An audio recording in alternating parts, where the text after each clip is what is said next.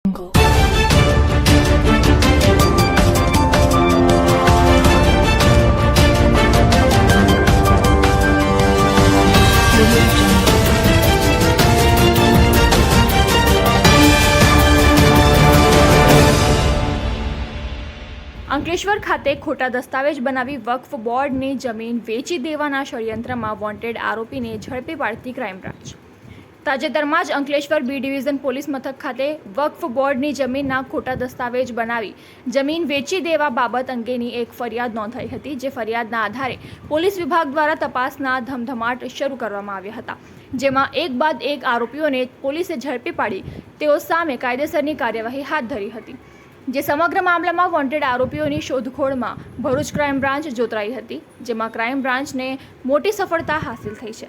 Crime બ્રાન્ચના કર્મીઓએ બાતમીના આધારે ગુમાનદેવ નજીક પેટ્રોલ પંપ પાસેથી ઇકબાલ ઇસભાઈ ડેરૈયા રહેવાસી મૂળ મૈત્રીનગર સોસાયટી લાઠી અમરેલી નાઓને ઝડપી પાડી તેની સામે અંકલેશ્વર બી ડિવિઝન પોલીસ તેમજ જીઆઈડીસી પોલીસ મથકના ગુનાનો ભેદ ઉકેલી કાયદેસરની કાર્યવાહી હાથ ધરી।